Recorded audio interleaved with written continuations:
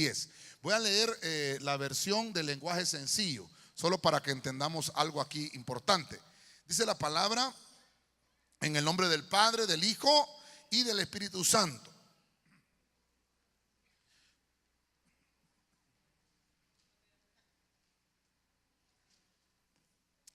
Dice: los discípulos se acercaron a Jesús y le preguntaron: ¿por qué enseñas a la gente por medio de ejemplos? La versión suya dice parábolas, ¿verdad? Versículo 11. Jesús les dijo: a ustedes, diga conmigo, a ustedes, mire, a ustedes yo les permito conocer los secretos del reino de Dios. Mire esta palabra: pero no a los demás. Entonces dígale al hermano que tiene la par: para nosotros nos ha guardado el Señor los secretos. Dígale al hermano que tiene la par ahí: a nosotros nos ha guardado el Señor los secretos. Entonces mire hermano, me pongo delante del Señor, no hallaba por donde, no le encontraba pico ni cola. Ayer estaba estudiando y no le hallaba pico ni cola, y entonces estuve leyendo Mateo, ¿verdad? Y encontré Mateo 13. Vamos a estar ahí en el capítulo 13 de Mateo. Y yo le puse al tema escatología según Mateo, según el libro de Mateo, ¿verdad? Recuerde que el libro de Mateo, en el capítulo 24, Jesucristo ahí da lo estudiamos la vez pasada, todo un capítulo de escatología, ¿verdad? Dice todo lo que va a pasar y todo lo que va a suceder. Pero no voy a leer el capítulo 24, voy a basarme obviamente en el capítulo 13 de Mateo. Vamos a estar ahí y vamos a leer un poquito de escatología en ese capítulo 13. Así que vamos a orar por las peticiones también que tenemos de oración. Padre celestial, en el nombre de Jesús levantamos nuestras peticiones esta tarde en tu mano, delante de tu presencia, y te pedimos que tú puedas obrar esta tarde, Señor, en nuestros corazones, que puedas hablarnos. Toma el control del ambiente, Señor, que haya un ambiente magistral para que podamos aprender de tu palabra y que salgamos con la respuesta, Señor, a nuestro corazón, y que salgamos bendecidos aún más de lo que tú ya lo has hecho, Señor. Gracias te damos en el nombre poderoso de Jesucristo. Amén y amén. Y usted le regala palmas al Señor una vez más, a su nombre, a su nombre. Mire, voy a tratar de, con la ayuda del Señor, avanzar en esto. Pero fíjense, hermano, que quiero ver una escatología, y lo voy a ver, ya va a ver usted por qué lo vamos a ver de esta manera en Mateo. Quiero usar una línea del tiempo acá, que tal vez no va a ser muy exacta, pero me va a servir para ilustrarle lo que quiero trasladarle. Toda la Biblia es una parábola. Toda la Biblia está escrita obviamente para enseñarnos. Nos habla por medio de parábolas el Señor a través de su palabra. Y esto viene a ser una sombra de lo que Dios nos quiere dar a entender. Y aunque una parábola no tiene tal vez todos los elementos del significado total del mensaje que Dios quiere darnos, obviamente en Juan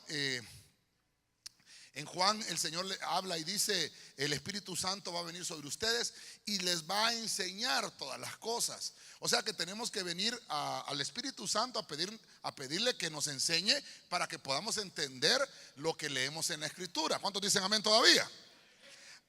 Obviamente es una función del Espíritu, ¿verdad? Que nos enseñe. Entonces, cada una de las cosas que encontramos en la Biblia, algunos estudiosos dicen que hay más de 30 parábolas específicas en la Biblia, más de 30, ¿verdad? No crea que solo hay algunas pocas, hay bastantes. En el libro de Mateo, que vamos a leer ahorita, que es donde nos vamos a centrar, hay aproximadamente 7 parábolas que obviamente esas 7 parábolas coinciden con las iglesias que se describen en el libro de Apocalipsis, que también son 7. Obviamente, hermano, el número 7 representa la perfección espiritual. Amén. La plenitud de Dios. Ese número 7 es muy hermoso. Ahora, las parábolas se pueden entender de diferente manera siempre que el Espíritu Santo y el contexto de la Biblia nos lo avalen. Amén, hermanos. Estoy tratando de introducirme esta tarde porque sí quiero que usted me pueda entender y que yo me pueda dar a entender.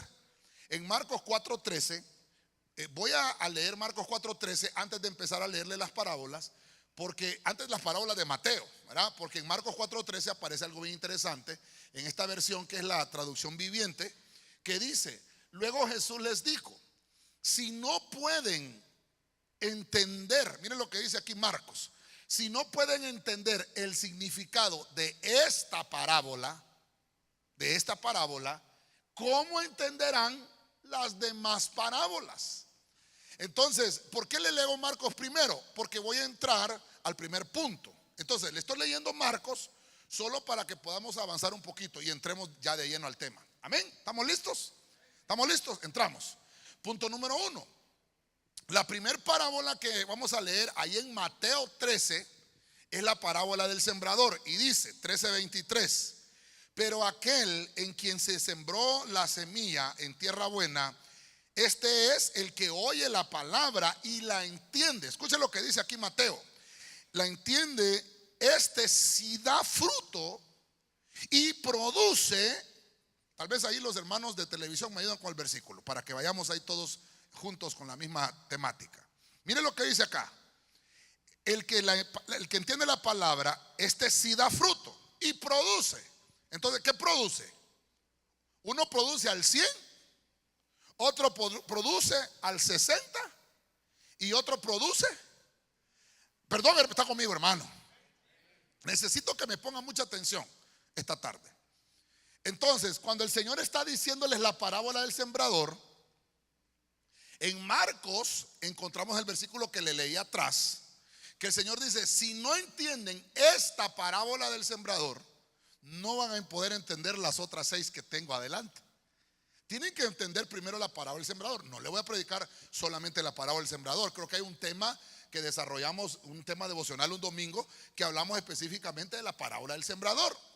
Que recuerde que son 4 semillas: una que cayó junto al camino, una semilla que cayó junto a las piedras o dentro de las piedras, y otra que cayó en los espinos. Pero está la última semilla, que es la que cayó en buena tierra y que dio fruto al 100. Esto dice Mateo, al 100, al 60 y al 30, porque en el otro evangelio está al revés. Él dice al 30, al 60 y al 100.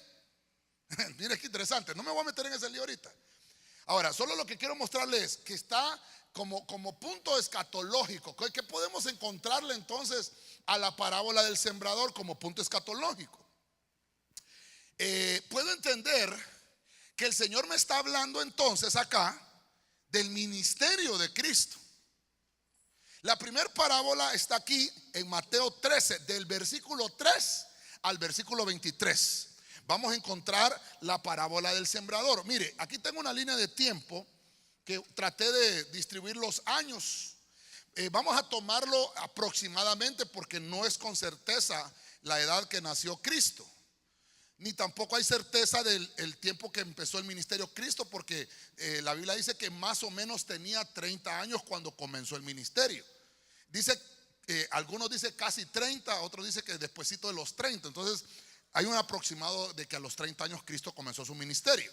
Basado en eso, vamos a tomar una línea de tiempo. El año 0 vamos a suponerlo como el nacimiento de Jesús, aunque hay un error de más o menos 4 años ahí, ¿verdad?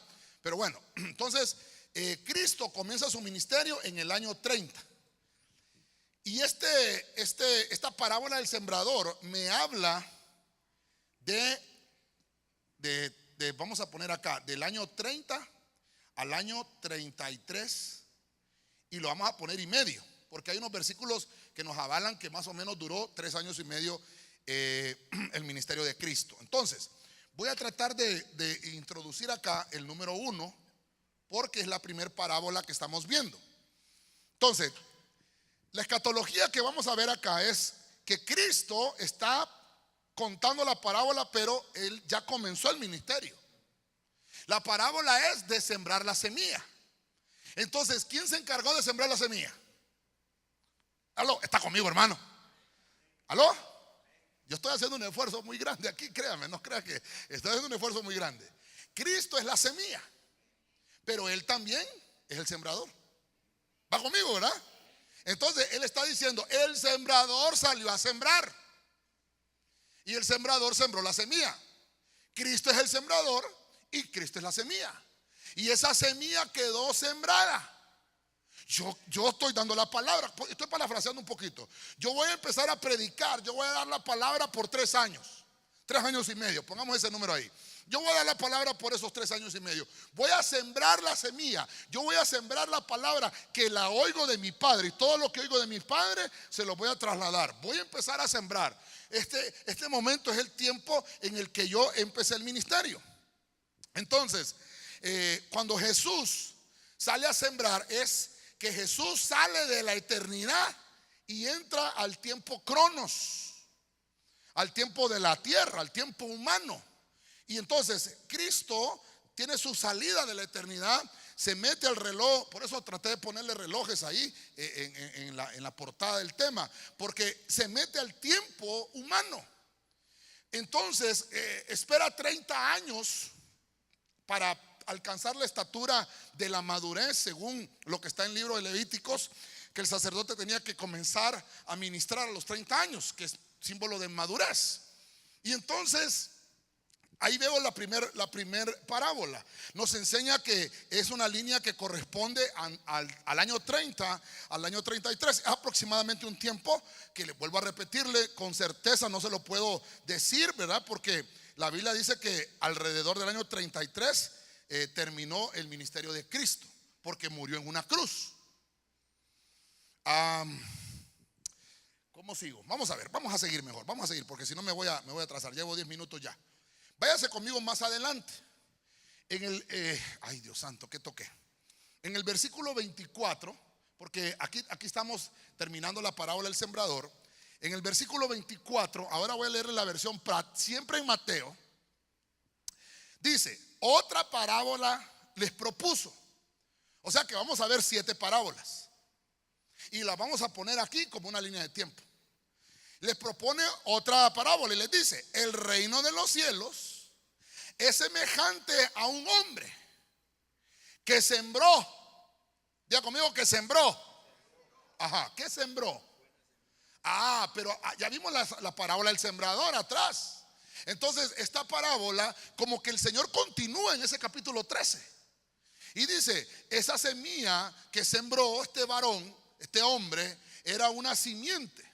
Sembró buena simiente en su campo.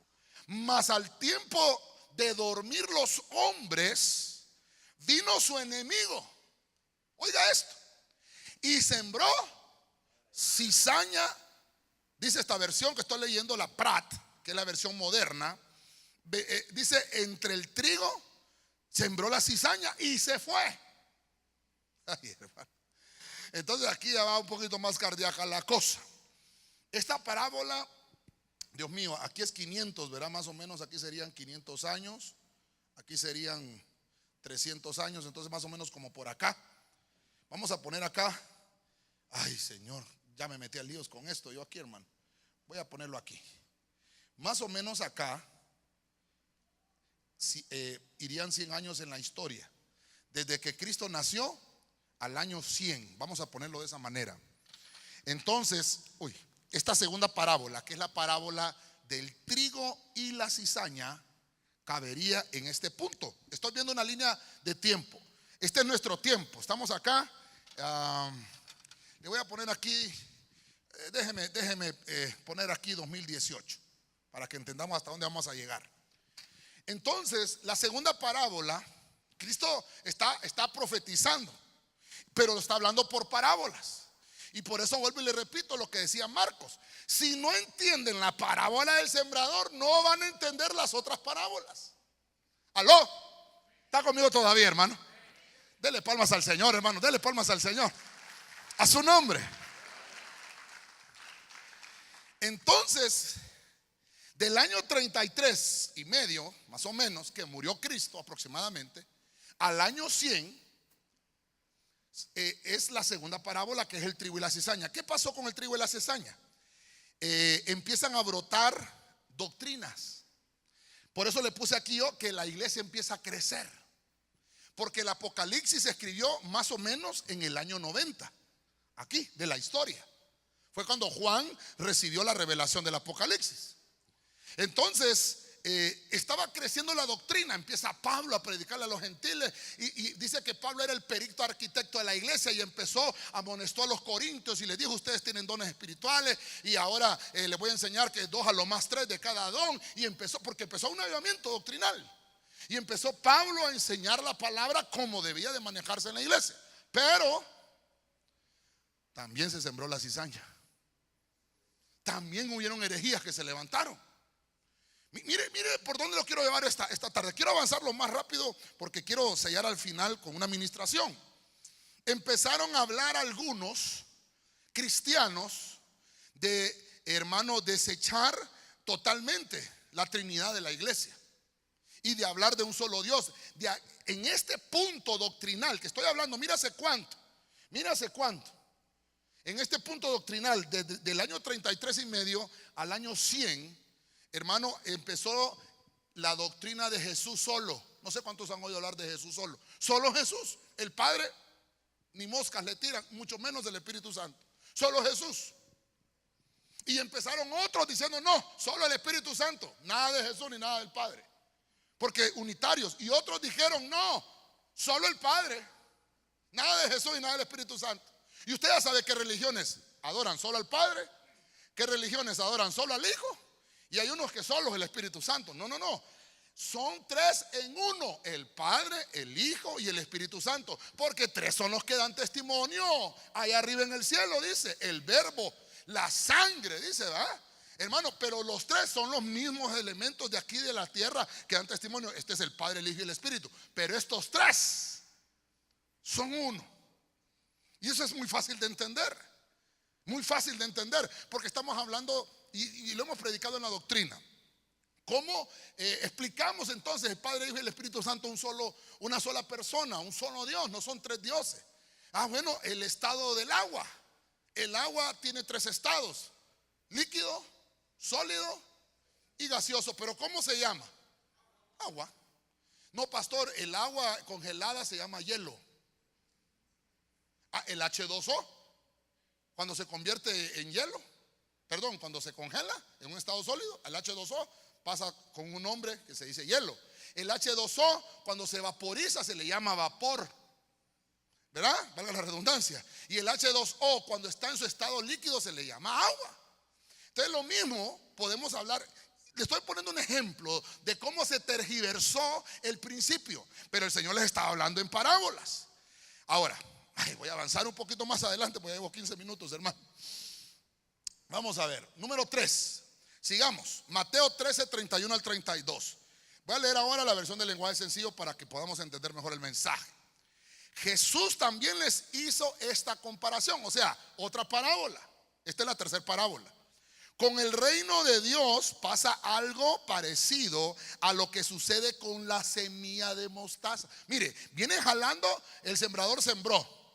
Perdone, pero así dice la Biblia: el sembrador salió a sembrar, sembró semilla.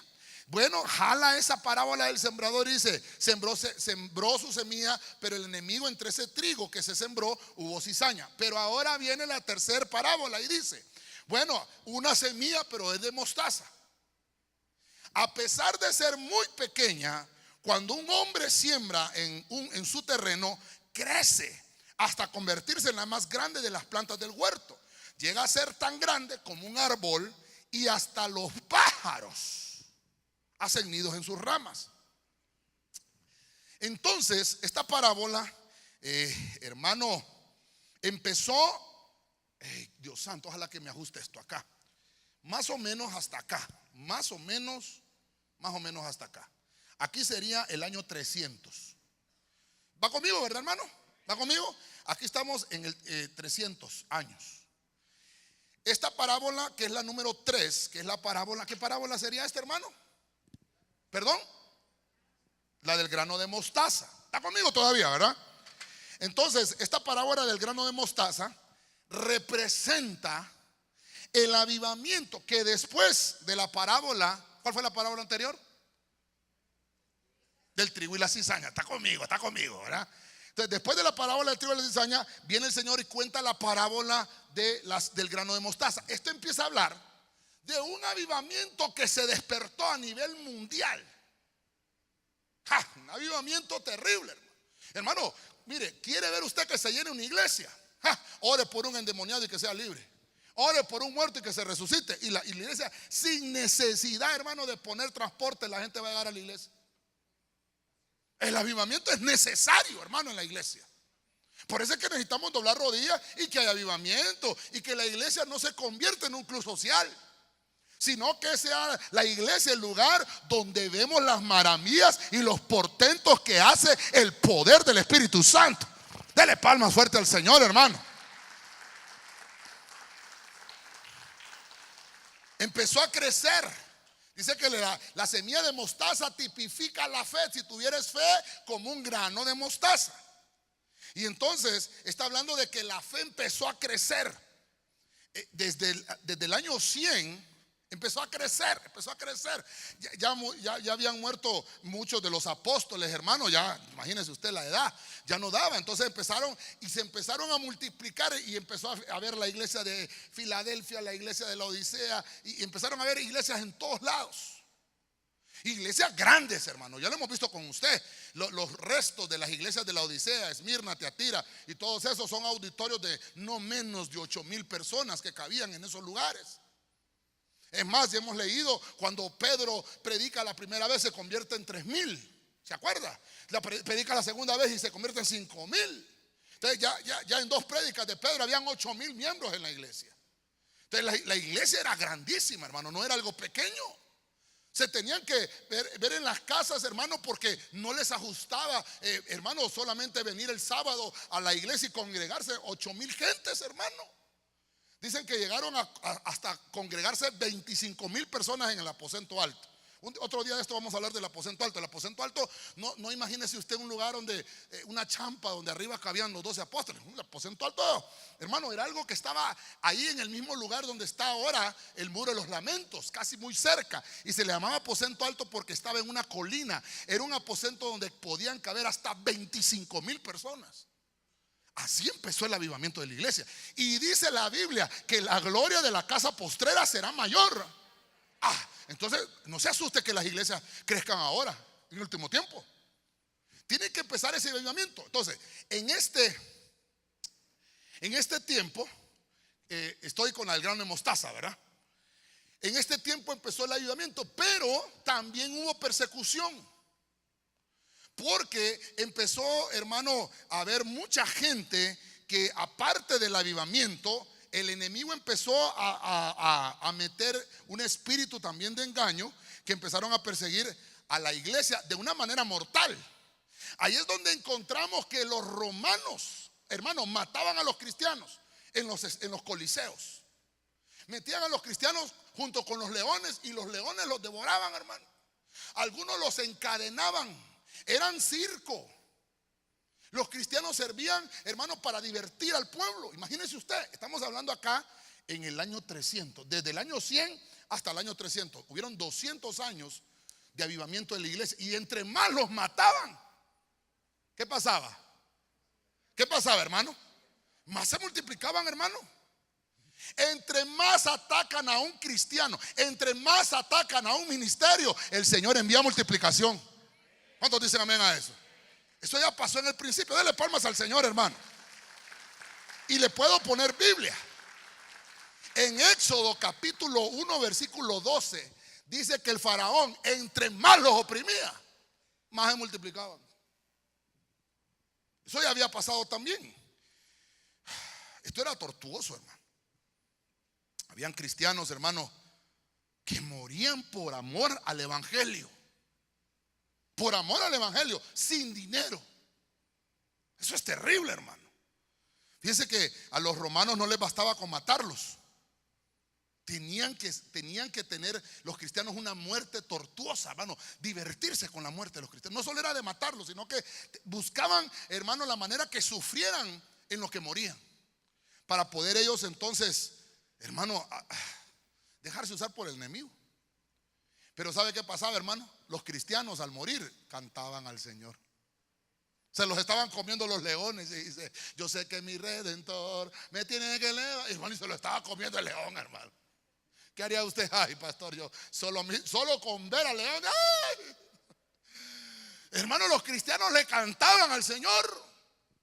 Dice la Biblia que algunos los aserraban a la mitad y les decían: niega al Señor. No, hermano, y con la sierra en el estómago, hermano. Eso es terrible. Ok, no me voy a quedar aquí porque quiero llegar al punto final. Mateo 13:33, más adelante, la siguiente parábola, la leemos.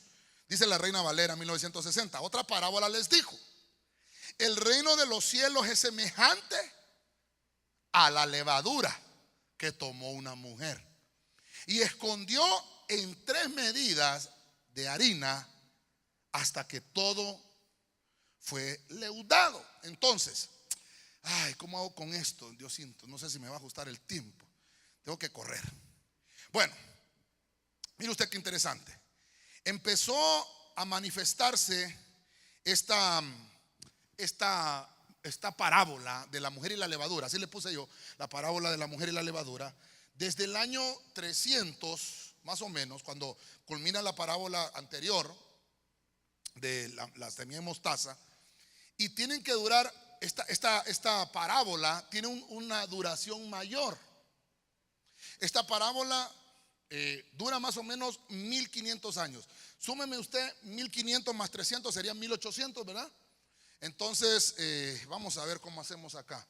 Aquí sería la mitad, 1500, 1600, 1700, 1800 más o menos por acá. Acá. Entonces, en el año 1800, aquí terminó y culminó esta parábola. Esta parábola, ¿cómo hago acá? Vamos a ver. Comenzó acá.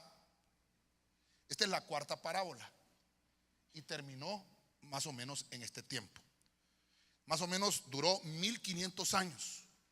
¿De qué nos habla la mujer y la levadura? Estoy hablándole de la escatología que empiezo a ver en Mateo. ¿Cómo comenzó? Cuando Cristo está predicando y Él comienza por medio de parábolas. Recuerde que estaba profetizado en los Salmos que decía: vas a hablarle a mi pueblo por medio de parábolas. Entonces, las parábolas están escritas ahí, hermano, para que nosotros entendamos el mensaje que nos está dando el Señor. Entonces, esta parábola número 4. Ay, hermano, mire, diga conmigo: no me molesto, pastor. Todos estuvimos en esa religión atrás, antes de venir acá. Nos bautizaron chiquitos. Aquí comenzó esa iglesia, la iglesia de las campanas. Empezaron, hermano, era tanta la persecución que había en el año 300. Alrededor del año 325, algunos dicen 326, otros dicen el año 330, otros dicen el año 333, pero no nos vamos a ir al callejón de las trompadas por eso. Ahí aproximadamente el año 325 al 33, más o menos ahí, Constantino en Constantinopla vio una visión en el cielo. Por eso, mire, hermano, por eso vuelvo y le repito: no nos dejemos guiar por visiones. No nos dejemos guiar por profecías. No nos dejemos guiar por... Ay, está conmigo, hermano. ¿Por qué? Porque en ese año Constantino, en Constantinopla, tuvo una visión y vio una cruz en el cielo. Y le dijeron: con esta señal vas a tener un reino muy unido. Y entonces Constantino empezó a bautizar a todos los niños y nació una religión. ¿Está conmigo, hermano? Por eso es que la visión, el sueño y la profecía no es para guiar, es para confirmar, hermano. Mire el lío que hubo en el año 300, hermano. Porque Constantino se dejó guiar por una visión. Entonces, desde aquí, la mujer habla de lo que es la iglesia. Entonces, desde ahí, hermano, comenzó a leudarse la doctrina. Y empezaron a bautizar niños, que la Biblia no habla de bautizar niños. Y entonces allí surgió el término que ahora todos somos cristianos aunque no hayamos aceptado a Cristo. Mentira del diablo. Yo tengo que tener a Cristo en mi corazón para decir que soy cristiano. Amén, hermano. Porque antes, ¿cómo decían? Por allá asaltaron a un cristiano, decían. Apareció un cristiano muerto en tal lado. ¿Y cómo sabía si eran cristianos? Es que ahora todos somos cristianos. No, hermano.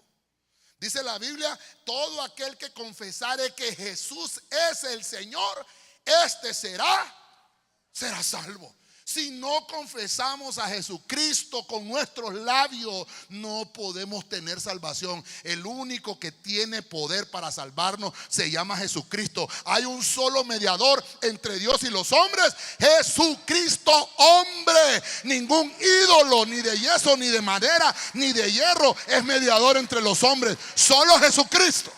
Dale palma fuerte al Rey, hermano. Aleluya.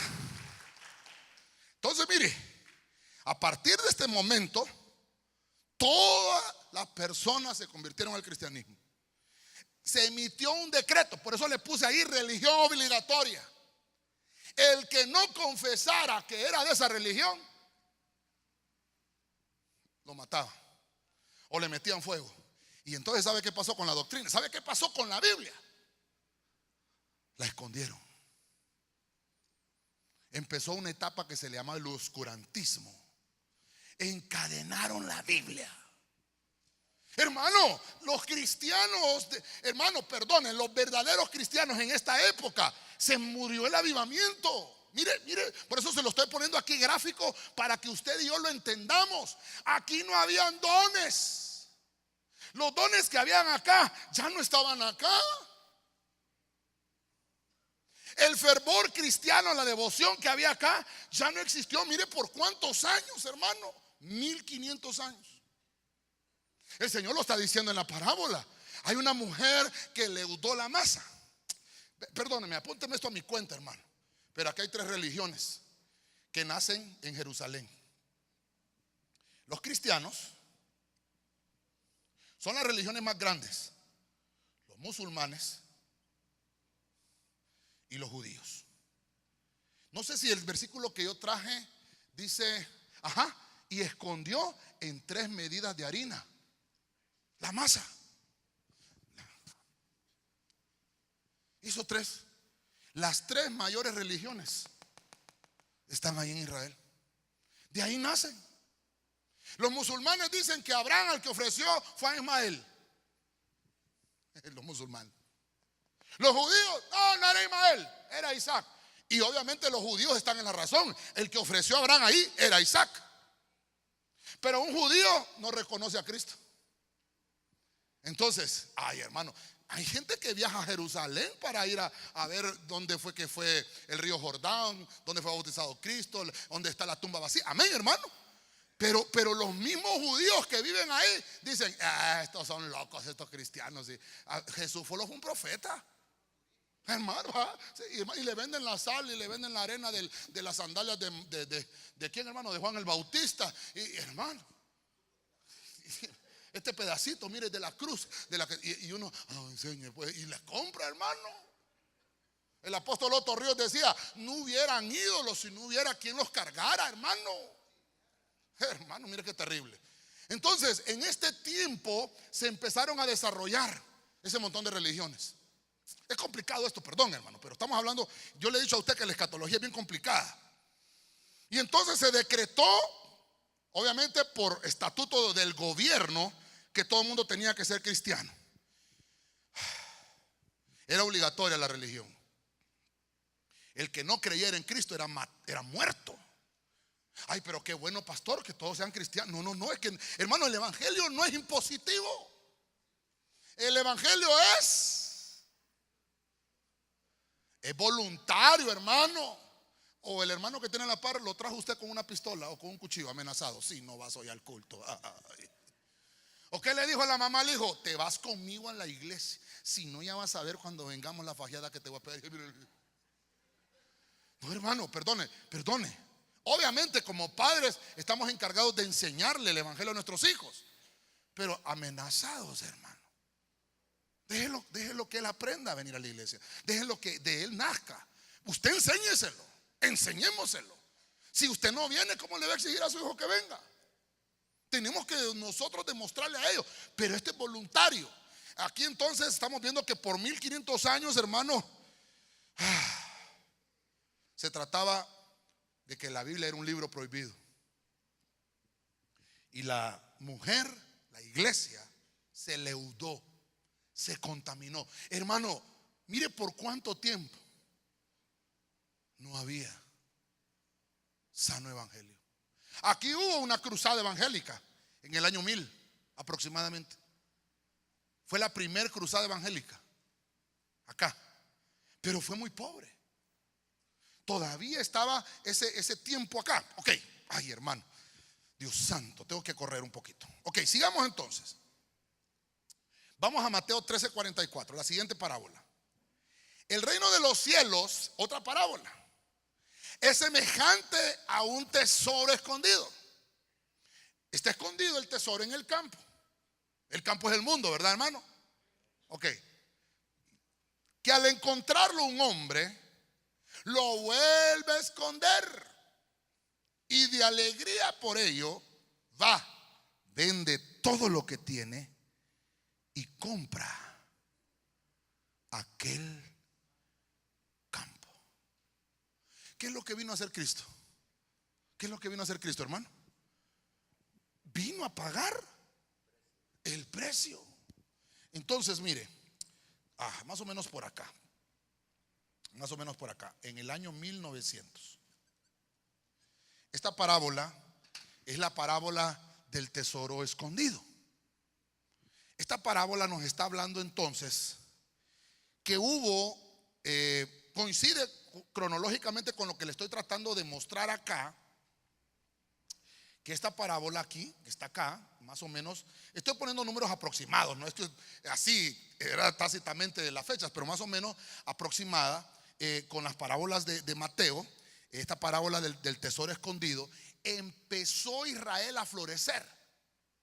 Empezó, hermano, a recuperar su territorio, Israel. Mire, no me voy a meter en el lío de ponerle los mapas del territorio que en realidad se le prometió a Israel, porque Israel no es así de pequeño como lo vemos en el mapa. Toda la tierra que le prometieron a Abraham, hermanos, grandísima. O sea que a Israel le han robado tierra. Entonces empieza a surgir en este tiempo, obviamente, una recuperación, un movimiento sionista en el que se estaba preparando la instalación del territorio de Israel, y era obviamente la recuperación del Israel. Pero Israel, ¿hasta cuándo fue llamado nación? ¿Aló? 1947, 48, más o menos, ¿verdad? Sí, ¿verdad? Más o menos. Entonces, hace 70 años. Hace 70 años. Entonces, mire cómo estamos llegando con las parábolas acá. Entonces, ¿cómo hago, hermano? Mejor sigo, ¿verdad? Voy a seguir porque quiero terminar con el tiempo. Mateo 13:45. Ay, perdón, hermano, puse 4 aquí, ¿verdad? Ay, Dios santo, mire, hermano, ese es lo malo de estar a la carrera, mire, hermano. Pero como se puede borrar, ¿verdad? Esta es la 5. Vamos a ver la sexta parábola. Mateo 13:45. El reino de los cielos también es semejante a un mercader que busca perlas finas. Y al encontrar, ay, esto es hermoso, hermano. Y al encontrar una perla de gran valor, fue y vendió todo lo que tenía y la compró. Entonces, mire, hermano, esto que le estoy hablando no es casualidad. Quiere decir entonces que inmediatamente que Dios empieza a trabajar con Israel, aquí obviamente, hermano, aquí no habían movimientos de ministerios. Empezaron a florecer los ministerios exactamente en 1950. Hermano, 1948, 1947, Israel es declarado nación. Y en 1950 empiezan a aparecer los ministerios otra vez. Empiezan a florecer. Esa es la perla de gran precio. El tesoro escondido es Israel, la nación de Dios escondida, y que Dios la vuelve a venderla y lo vuelve a recuperar. Pero ahora estamos viendo la sexta parábola, que es cuando empiezan a florecer los ministerios. Esta parábola, vamos a ponerla cronológicamente acá, inicia desde la mitad del siglo XX, 1950. Y empieza con los ministerios evangelísticos a nivel mundial. Eso es el primer ministerio que empezó a florecer, el ministerio evangelístico. Ahora, surgieron evangelistas con dones del Espíritu Santo. Escuche esto. No evangelistas hombres, sino que evangelizadores con el Espíritu Santo. Porque una cosa es empezar a hacer la obra evangelística y otra cosa es ser evangelista, tener el ministerio evangelista. A Timoteo le dicen: haz obra de evangelista. Entonces lo que empezó a surgir acá es una evangelización por medio del Espíritu Santo. Y empiezan entonces, hermano, a haber milagros en el nombre de Jesús. 1950. Fue una época de avivamiento. Y entonces, como empezaron a haber milagros, empezaron a haber portentos, entonces se constituyeron pastores. Se volvió. Ay, hermano, lo voy a poner acá mejor, ¿verdad? Para que vayamos siempre en la línea de tiempo. Entonces, esta parábola la vamos a poner del año 1950 al año 2000. ¿Cuántos años son, hermano? 50 añitos. Hermano, perdóneme, 50 añitos. En 50 años ha habido toda la revolución cristiana que usted mira hoy. En 50 años. Del año 1950 al año 2000. Me voy a parar ahí en el año 2000. Solo permítame. Entonces empezaron a haber ministerios pastorales. Hermano, recuerde que empezaron, hermano, a salir evangelistas. Usted ahora ya casi no mira evangelistas. Ya casi no mira, pero empezaron a ver en ese entonces evangelistas. Empezaron a ver, hermano, pastores. Se levantaron pastores y empezó a conocer pastores usted. Pero no se hablaba de otro ministerio. Allá después, al tiempo, empezaron a haber maestros que empezaron a traducir la Biblia. La Reina Valera que tenemos es versión 1900. Pero había una más antigua, la 1909. ¿Por qué, hermano? ¿Cuándo empezó lo de Martín Lutero? Hace 500 años. O sea, mire un poquito más atrás todavía, cuando estaba encadenada la Biblia. En este tiempo empezaba a deslumbrarse. Exactamente en ese tiempo fue inventada la imprenta. Y entonces Dios, que empezó a maramañar, perdone la palabra maramañar, no, ¿verdad? Sino que a desenmarañar sería más bien todo lo que el diablo estaba haciendo, porque Dios sabía que todavía no era el tiempo del fin. Es que ese es el punto que quiero llegar. Y lo estamos leyendo todo en las parábolas de Mateo. Ok. Que me voy a emocionar y no me quiero emocionar. Entonces empezaron a ver evangelistas, pastores, se levantaron maestros, profetas empezaron a salir y apóstoles. ¿Cuándo empezó el ministerio apostólico? 1990 empezaron a brollar, hermano, el apostolado. El apostolado, usted no oía hablar de apóstoles en la década de los 70. Usted oía hablar de evangelistas y pastores, maestros. Pero los apóstoles empezaron entre finales del 80, principios del 90, empezaron a brotar el ministerio apostólico. Es más, todavía hay unos que no reconocen a los apóstoles. Mire qué complicado eso. Pero bueno, no nos vamos a meter en ese lío. Voy con la última parábola. Mateo 13:47. Aquí me voy a detener un poquito. Esta es la red barredera, así le dice la versión de las Américas. Entonces dice Mateo 13:47 al 49, al 50.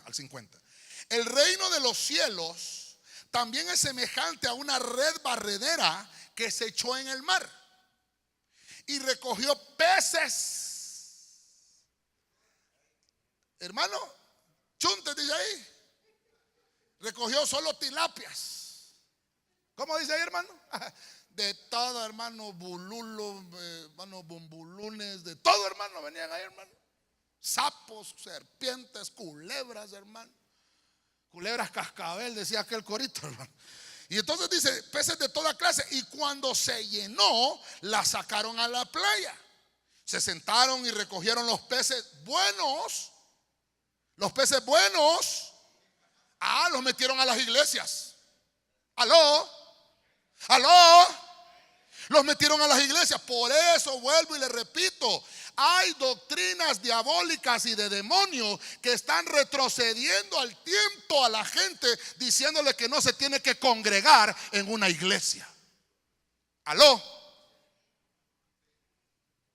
Entonces dice, los metieron en canasta, pero echaron afuera a los que no sirven,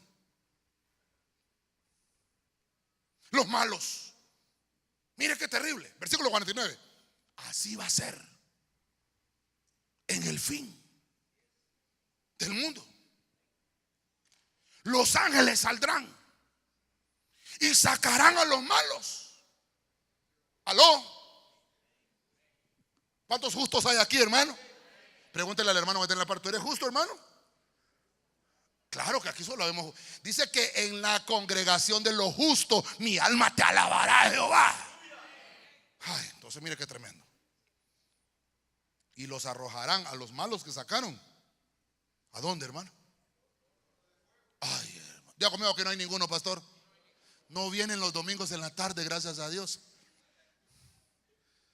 Y los arrojarán en el horno de fuego. Allí será el llanto. Escatología, hermano.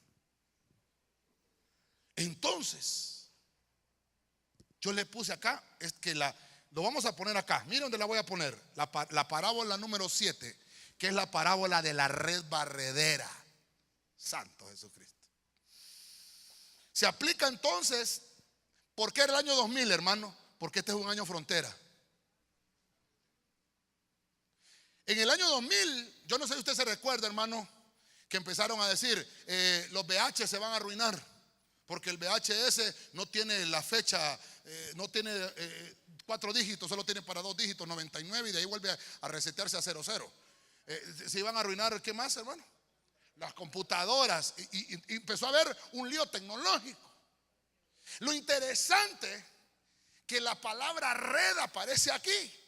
Y entonces, mire, hermano, vamos a ver, lo voy a poner aquí. La palabra red, no sé si alguien me busca Apocalipsis 13:18 en la versión, creo que es la del lenguaje sencillo, o la de oro, creo que es. La palabra red se dice net, se dice otra palabra para decir red. Vamos a ver, ¿no recibieron clases de inglés? Se dice web. ¿Sí o no? Aló, hermano, ¿está conmigo, hermano? Pero esto da a entender para cazar, obviamente, la red o net, para el tenis, que le pone una red, o a los que juegan ping pong y le llaman net. Vamos a poner aquí, creo que yo lo apunté mejor acá. Déjeme ver si lo apunté. Ajá, sí, perdón. Aquí, net es una atarraya. Así es la cosa. Pero esta web es telaraña para mosquitos, para atrapar los mosquitos. Pero resulta que también hoy en día tenemos esta www. ¿Sí o no? ¿A dónde lo utilizamos eso, hermano? Esto quiere decir, ayúdenme usted, World Wide Web. ¿Qué quiere decir World Wide Web? Ayúdenme usted con el inglés, hermano. Yo no soy gringo, yo soy catracho, tengo la cara de maya, no me la mira, pues. ¿Qué significa, hermano? Una telaraña a lo ancho del mundo. World Wide Web. Entonces, hermano, se empezó a tejer hace 18 años una red. No sé cuántos se recuerdan del Windows 95. ¿Se recuerda? ¿Quién tenía Windows 95? Solo en los trabajos, hermano. era raro que en la casa, tal vez el que tenía DOS, MS-DOS, ¿se recuerda, verdad? Y eran unos cajonotes aquellas computadoras. Hermano, esto del World Wide Web comenzó a mediados de creo que la Segunda Guerra Mundial. Ya existía el internet. Estoy hablando de las parábolas que encontramos en Mateo, pero que me sirven para ponerlo como una escatología. Entonces, encontraron el versículo, hermano, que les pedí en la versión que tiene que decir World Wide Web. Creo que si no es la código real, es el lenguaje sencillo. Dice que la marca de la bestia es www. No sé si es la versión del lenguaje sencillo.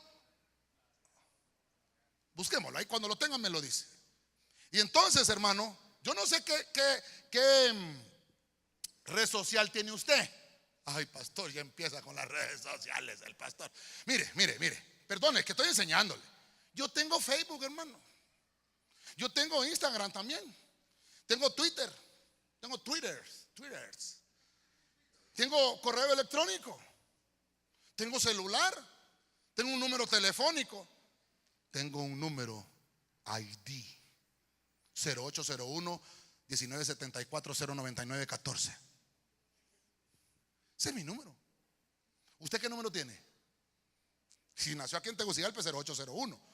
Y si nació en el 76, 1976, y así sucesivamente le van asignando un número. Ay, hermano. Entonces, me encontraron el versículo. No me lo encontraron. Ahí está. Póngale el micrófono. Anda el micrófono ahí. Ahí está. O no sé si los hermanos allá nos pueden poner. Perdone, pero es que no, ya no me dio chance ahorita en la tarde, hermano. Aquí está la sabiduría, dice. ¿Qué versión es, hermano? Código real. Versículo. Apocalipsis 13:18. Apocalipsis 13:18.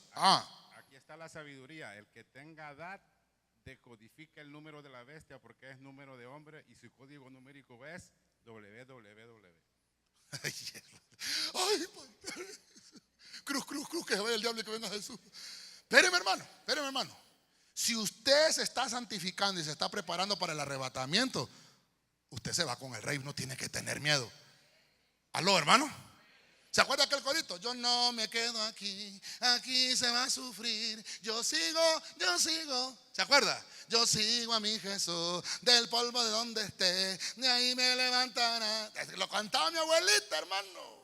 Por el 80 lo cantaba mi abuelita. Todos los que estemos purificados y santificados nos vamos a las bodas del Cordero. Amén, hermano. Dele palmas fuerte al Señor. Versión del código real es, hermano, versión del código real. Tal vez ahí los hermanos me hacen el rema, versión del código real, me la buscan ahí y la dejamos ahí también en el Facebook, ¿verdad? Entonces empezaron a ver manifestaciones, hermano, hace 5 años usted ni pensaba en un celular, hermano. Y ahorita ya quiere tener el S9 Plus y el iPhone 10. Hermano, ¿qué caímos? En una red. Entonces, mire, le voy a mostrar algo. Datos. Así rapidito, hermano. Hay una curva. Lo voy a poner acá con esto. A esto se le llama la curva de la duplicación. Voy a terminar con esto. Curva de la duplicación. La curva la vamos a poner con 50 millones de usuarios. Esta curva de la duplicación es una teoría porque resulta que dice que era la duplicación del conocimiento. Antes del año 1900, estamos acá, mire, estamos acá. Antes del año 1900, dice que la duplicación de la curva de duplicación del conocimiento era de 100 años.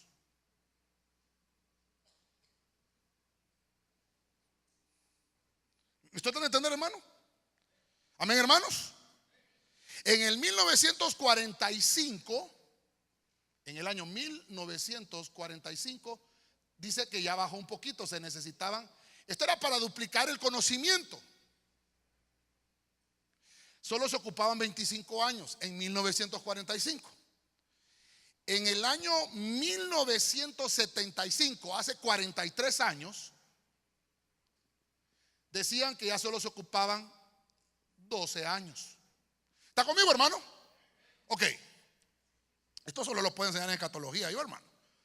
Pero actualmente dicen que el conocimiento, o sea, estamos en el 2018, dice que el conocimiento se duplica en un año. Entonces, dado esos números, puede ser que muchos estemos atrapados en una red. Estamos hablando de la parábola de la red barredera del año 2000 a la actualidad. Y no le puedo decir hasta cuándo va a durar porque solo el Señor sabe cuándo va a venir. Y entonces, dice la teoría que hay algunos que quedaron atrapados en la red por falta de conocimiento. Y debido a estos avances tecnológicos, dice que la radio, para poder tener 50 millones de usuarios, se tardó 38 años. Esto fue la radio, el radio. La radio. Se tardó 38 años en tener 50 millones de usuarios. De ahí vino la televisión. Yo no sé cuántos se recuerdan de la radio, hermano. Unas consolotas. ¿Se recuerda de la radio? Aquellas grandes animales, consolas le decíamos. Mi abuelita tiene una todavía, hermano. Le digo yo, vale dinero, guárdela, cuídala. Le digo, porque eso es carísimo. La televisión, para obtener 50 millones de usuarios, se tardó 13 años. Mucha gente pensó, los usuarios de la radio, pensaron que al salir la televisión, la radio iba a morir. Pero hay lugares donde no llega la señal de la televisión, entonces la radio todavía sigue siendo útil. Ok, entonces salió la radio y para obtener 50 millones de usuarios se tardaron 38 años. Luego salió la televisión y para obtener los 50 millones de usuarios se tardaron 13 años. Pero surgió el internet, ¿verdad? El Facebook. ¿Saben cuánto tiempo hizo 50 millones de usuarios el Facebook, hermano? Yo no lo estoy inventando, eso está ahí en el Google, hermano. En un año. Ay, mire, esto, perdones, pero son estadísticas, son datos. Pero es que me salté aquí, hermano. Es que me salté, hombre. Yo por siempre de sofocado, hermano. Mire, pero como aquí se puede borrar, ¿verdad, hermano? Es que se lo voy a poner en orden. Entonces, mire. Sí, vamos acá. El internet entonces sería. Porque la gente dijo, cuando salió el internet, va a morir la televisión. A la internet le tocó 3 años. Al Facebook le tocó los 50 millones, 1 año. Pero después salió el Twitter o el Twitter. Y solo le tocó meses. 9 meses. Lo que tarda un niño en nacer. Ahora, yo le pongo ahí, hermano, porque hay un montón de redes. Hermano, que a mí me hablan del Snapchat, que es, a ver, no es que esa red solo es para cipotes, solo es para jóvenes. Usted ya está viejo, papá, usted ni sabe de eso. Ahora, perdón, hermano, pero, perdón. ¿Cuántos tienen niños acá menos de 1 año? Menos de 1 año. Niños menos de 1 año. Niños menos de 1 año. Nadie, hermano. Padre, en el nombre de Jesús, multiplícalos, Padre. Que sean gemelos de una vez para que. Allá, menos de 1 año. No, recibo, dicen los niños. Amén. Bueno, aquí, acá. ¿Usted quién dijo que quería? Lázaro, no, recibe. Entonces mire. Nace un niño hoy en día.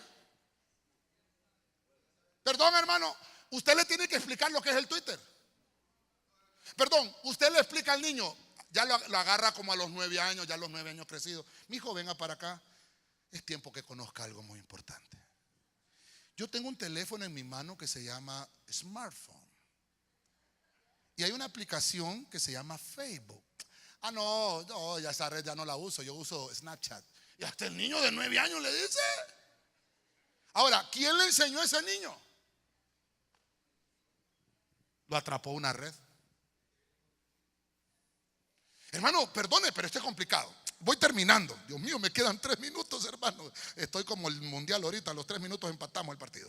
Daniel 12:2. En el capítulo, vamos a leer el 12:2, 3 y 4. Muchos de los que duermen en el polvo de la tierra despertarán, dice Daniel. Unos van a despertar para vida eterna. Dice, otros para la ignominia. En lo que me ayudan los hermanos allá con el versículo, por favor, los hermanos de televisión. Otros para la ignominia. Dice acá, para el desprecio eterno. Mire la profecía de Daniel. Los entendidos brillarán. ¿Cómo dice, hermano? ¿Quiénes son los entendidos? Los peces que están acá y que los metieron en una canasta, que le pusieron un ministro, que les pusieron un pastor para que les enseñara lo que Cristo dejó constituido hace 2000 años. Entonces dice, los entendidos brillarán como el resplandor del firmamento, y los que guiaron a muchos a la justicia como las estrellas por siempre jamás. Versículo 4. Pero tú, Daniel, guarda en secreto estas palabras y sella el libro hasta el tiempo del fin. Y entonces dice, oiga lo que dice: muchos correrán de aquí para allá y el conocimiento aumentará. Le digo yo a mi hijo pequeño, Abdiel, le digo, vos que te gusta el fútbol, explícame para qué sirve ese círculo redondo que está en medio de la cancha de fútbol. Es que él sabe lo que es offside, él sabe lo que es corner, sabe lo que es tiro libre, hermano, las rondas de penales. Explícame por qué quiere decir el círculo. No, dígame usted. No, explícame. No es que te guste el fútbol. Decime, le digo, ¿para qué sirve la media luna del área grande? Ahorita le digo.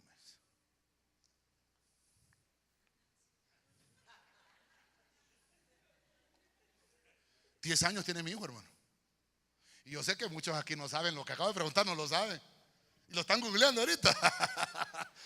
Hermano, hoy tenemos al alcance de la mano el conocimiento. Si usted quiere averiguar cualquier cosa, lo googlea. Es más, el Google tiene una parte que tiene un micrófono, ¿verdad? Y usted dice, ¿para qué sirve el área chica? Y le contesta una mujer al otro lado ahí, hermano. ¿Aló? Espéreme. Mire, no lo voy a leer por el tiempo porque me avanzó. Mateo 13:47. El reino de los cielos también es semejante a la red barredera que se echó en el mar y recogió peces de toda clase. Y empezó el Señor y entonces escoge. Por eso es, hermano, que en esta red barredera, aquí el Señor está escogiendo quiénes se van y quiénes se quedan. Ok, para que lo anote ahí nada más. Marcos 1:19. Dice, yendo un poco más adelante, vio a Jacobo, el hijo de Zebedeo, y a su hermano Juan, los cuales estaban también en la barca, remendando.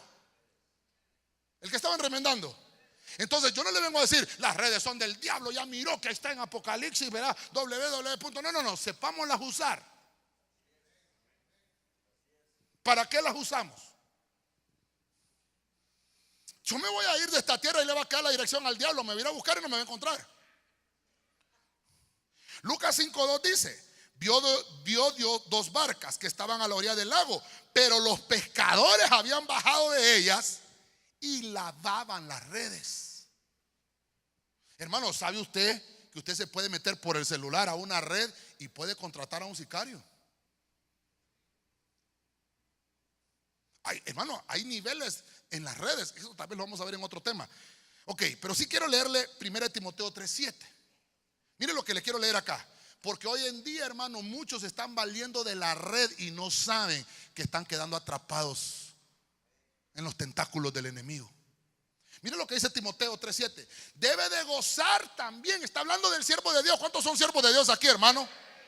Debe de gozar también de buena reputación entre los de afuera de la iglesia, para que no caiga en descrédito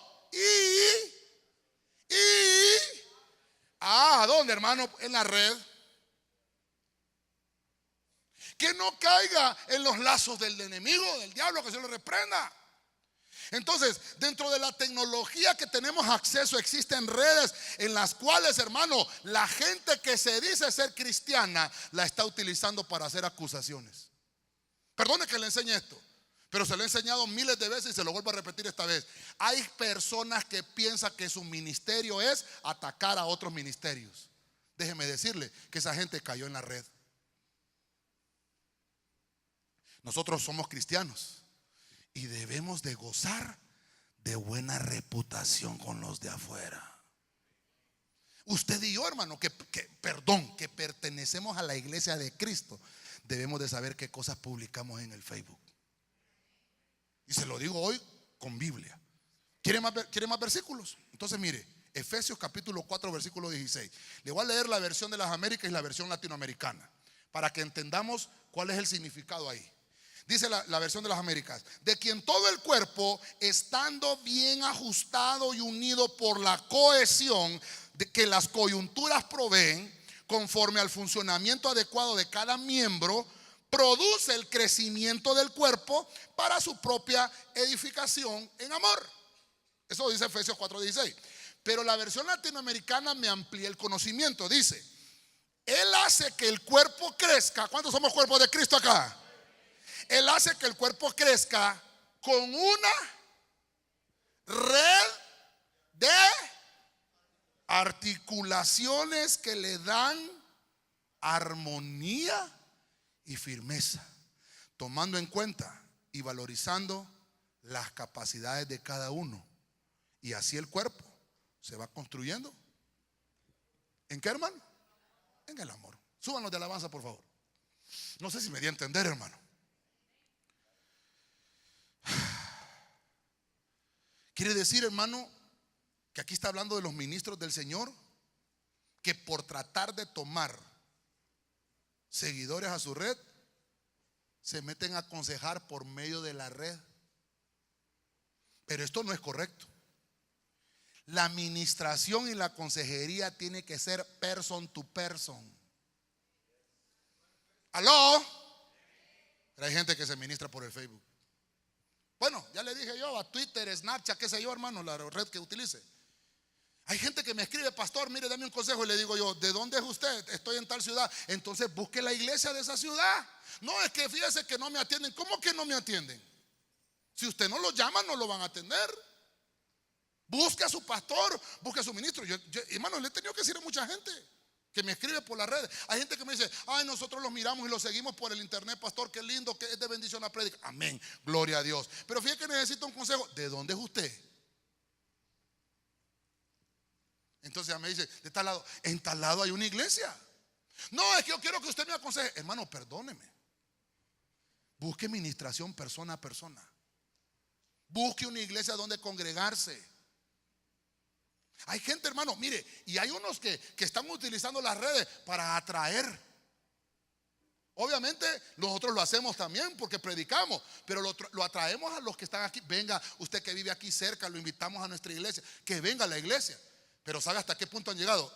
Que hay unos que hacen ministerios virtuales y predican solo por el Facebook, por el Instagram, y no se congregan. ¿Y qué dice Hebreos? No dejando de congregarnos. Y por el tema diría: por algunos de la red va de redera, que les enseñan a no congregarse. Hágale así, hermano. Ay, si quema eso, hermano. Pero hay bastante Biblia para eso. ¿Sabe por qué le estoy enseñando esto, hermano? ¿Sabe usted que ahorita están sacando son 12 niños que están atrapados en Tailandia y nadie se da cuenta porque todo el mundo está más pendiente de los resultados del mundial? ¿Sabe usted que hace 2 semanas, el 23 de junio, quedaron atrapados 12 niños de un equipo de fútbol que fueron, que no sabe, hermano? 23 de junio. ¿Y hoy qué fecha es, hermano? Hoy es 8 de julio. Y ahorita ya sacaron ahorita en la mañana, al mediodía, sacaron a los primeros 4. Hay 8 todavía. Y ahorita creo que ahorita están sacando a los otros niños que están atrapados bajo de una montaña en Tailandia. Hermano, y la gente no se da cuenta de otras cosas que no valen la pena. ¿No será que deberíamos de haber estado orando nosotros por los niños? Santo. Por si estaba dormido, ¿verdad? Pero necesitamos, hermano, poner nuestras barbas en remojo y entender lo que la escatología nos enseña. Y es de que estemos avisados de que hay una revolución tecnológica. No es mala si la sabemos utilizar, pero sí es mala si la utilizamos con fines dañinos. La Biblia no nos manda, hermano, a maldecir a nadie. La Biblia nos manda a bendecir. Amén, hermano. Y así como con las otras parábolas que acabamos de ver acá atrás, que el enemigo utilizó cada uno de los medios que hubieron para perseguir la iglesia, ahora lo está haciendo con la red barredera, persiguiendo a la iglesia al final. Póngase de pie esta tarde. Yo quiero orar. Quiero que cantemos al Señor.